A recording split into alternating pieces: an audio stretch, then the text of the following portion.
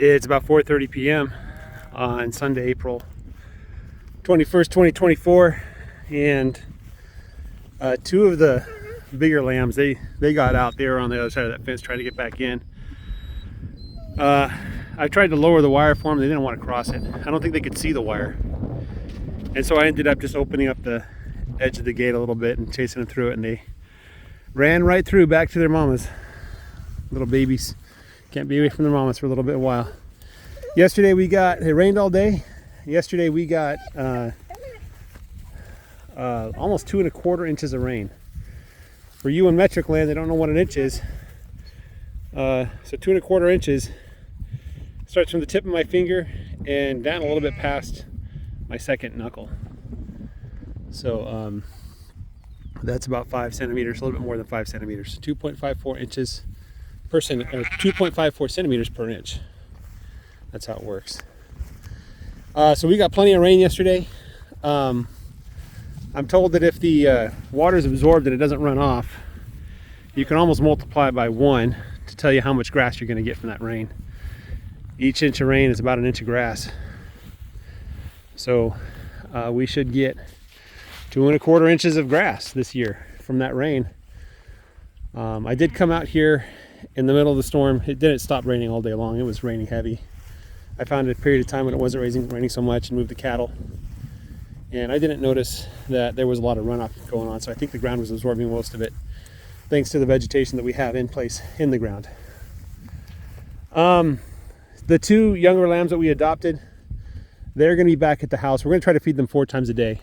See if we can put some weight on them. Just keep them fat with milk. And then once they hit about a month old, and according to the milk package, that's the time we need to start weaning them. And that's the time we're going to leave them out here and just feed them from time to time. So if you see a little lamb out here that looks like Rami or Kami or Yami, that's not Kami or Yami. Rami's out here. Rami's right there behind the rams. That's Rami right there. He's like a month and a half old, almost 2 months old, so he should be fine just eating grass. I think I'll just come out here and give him a little bit of milk at a time. Hi there, number 42. You know. I wanted to talk, I've been waiting to talk about what I learned about hoof rot and hoof scald. So they're very similar diseases. The same bacteria cause both of them, from what I read online. So this is all just me reading online. Seems like reputable websites, and it seems like they're citing stuff. So you can see this lamb here is limping on his right front leg. That's a sign that there could be bigger problems going on, but likely it's just a little bit of hoof rot or hoof scald. There's a bacteria in the soil that is an important bacteria. You can't go without it. You can't get rid of it. I forget the name of it. I'm not going to remember the scientific names about it. Oh, by the way, if you watched my video about trefoil, that's just clover. I just identified a kind of clover I was not familiar with. It had 3 leaves, it had flowers, but the way it grew, it looked almost like a kind of grass or an herb, not a clover. So that's just my ignorance. Okay, so what happens is the sheep, it gets wet and for a long time, and then the bacteria start to eat away at the flesh between their toes, or they start eating away at the hoofs themselves. They might get in there in the wall of the hoof. The wall of the hoof is a side, and there's like a pad, I forget what it's called. But there's a bottom of the hoof. I think it's called the foot, actually. No, I don't know what it is, but the bottom of the hoof, right? And so it eats away at the inside of the hoof. The foot rot, that's when the hoof is hoof rot. That's when the hoof is infected. And one of the telltale signs of hoof rot is that it smells bad, right? And hoof scald, that's when the flesh between the toes gets infected. And so that one doesn't smell, but it can be just as painful.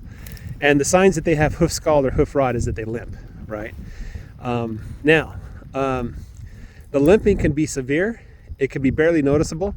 It may even be absent. You might have a case where the sheep does have a little bit of hoof rot or hoof scald going on, but it's not limping at all, right? So you can't just tell by watching it, but 90% chance because of the wet, the warm, likely if a sheep is limping, it's because it has hoof rot or hoof scald. Okay, treatment.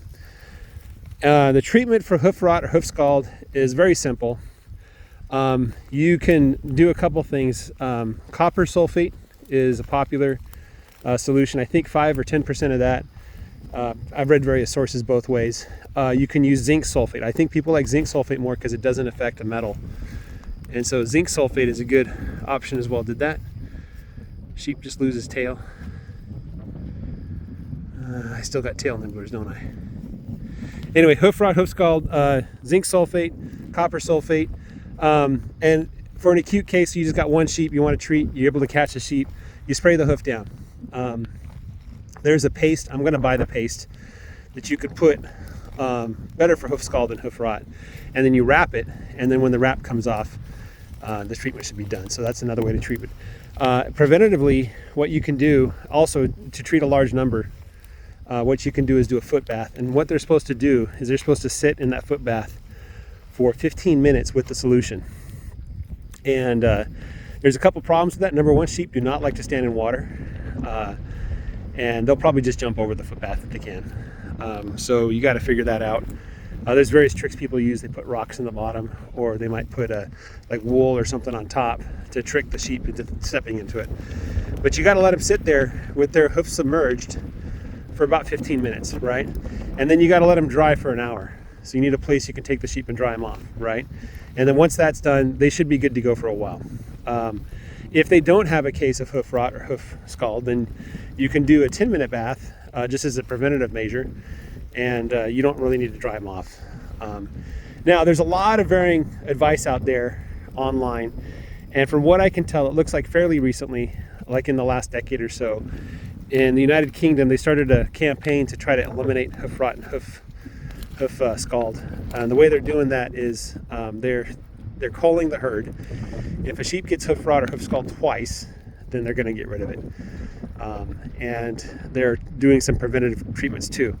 But more importantly, there is some signs that it's infectious, meaning that if one sheep gets it, it can transmit to the other sheep, likely through the ground, because they're not like kissing each other with their hooves or anything like that. So what I'm going to do is I'm going to think about what techniques I can use that might be successful at treating and preventing the hoof rot and hoof scald. The reason why I'm facing this direction is because of the wind, if you're wondering. There's a strong wind coming from the north. So far what I think I can do is I probably can set up a foot bath. And rather than just have them dip their toes in it, I need them to stay in the foot bath. So I need to think about how I'm going to do that. The other thing I'm going to do is I'm going to get the paste. I think that's going to be a better solution for pastured sheep, especially because I can't bring them in all the time. And the last thing I need to think about is how can I catch a sheep in the pasture if I see it limping. And so I'm going to get a shepherd's hook. They have some hooks that are supposed to be pretty good for catching sheep. And eventually I'll get a working dog to keep the sheep in one spot so I can go in and nab the sheep I want to nab. I was thinking about chutes and things like that, but I think those would just be too hard to set up and take down, especially if it's only a couple sheep. You know, if it's too much work to treat a case of foot rot or foot scald, then, you know, at some point I start debating with myself whether I should use a 22 round and solve the problem immediately and drag the carcass off, you know. Right now, I would say 4 or 5 sheep are probably affected by foot rot or foot scald. The one that I was able to catch had a fairly advanced case. There was maggots in between the toes.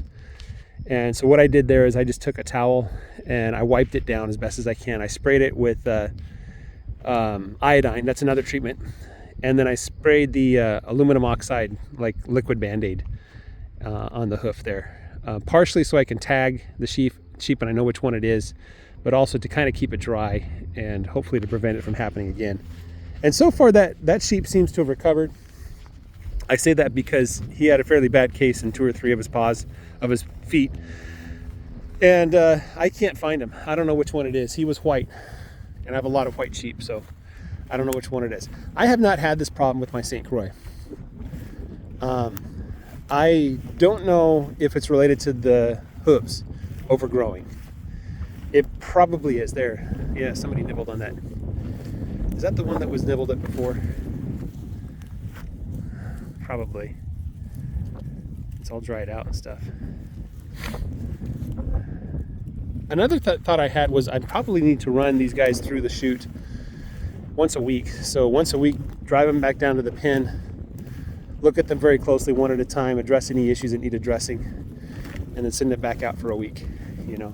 So every second move, what I'll do is I'll have them all come down to the pen, and probably stay for just a day. One of the reasons why I'm hesitant to do that is that if it is contagious, then I don't want all the sheep trudging through the infected soil every week and exposing themselves to it. So what I'm probably going to have to do is immediately separate out these animals with the problem and sell them. Just get rid of them and you know, treat the case and then sell them immediately. And then hopefully that'll stop the spread and that'll prevent the genetics that are prone to it from spreading as well. And I could also, if I process them every week, you know, if I see like there's a little bit of irritation going, I just give it a quick spray. Hopefully that'll be enough to keep whatever's going on at bay, and at least closely inspect the cause of whatever limping I see.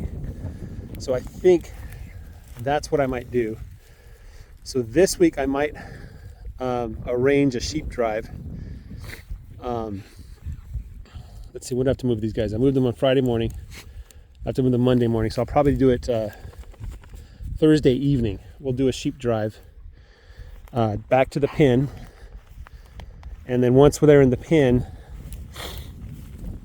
I wonder if I can just herd them like normal people. They don't need the wire. I just herd them because they're sheep and they should stick together more or less, right? Anyway, herd them down to the pen, stick them in the pen, look at them all closely one at a time, tag any lambs, probably tag all the sheep, just start tagging everything, and you know, any other kind of cases I need to look at, probably once a week for now at least, until these lambs are bigger than their mama and they're beating her up. Look at that. By the way, this is one of the ones that's limping. I don't know if it's a case of hoof rot or hoof scald, or if it's just the fact that the lambs are bigger than she is. They're abusing her and stealing her milk and things like that. Anyway, that's probably what I'll do. Guys, have a great day. Take care. Bye-bye.